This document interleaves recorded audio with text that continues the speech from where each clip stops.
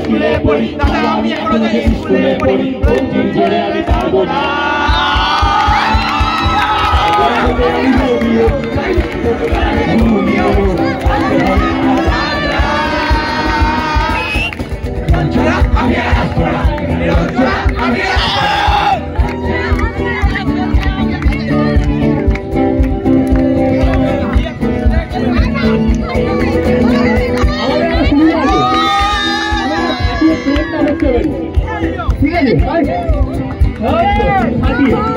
আমাদের মনে ভয় ডর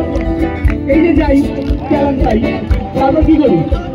হয়তো একটা পা ভেঙে দিল লাফিয়ে যাবো দুটো পা ভেঙে যাবে হুইল চেয়ারে করে যাবো পায়ের সাথে হাত ভাঙবে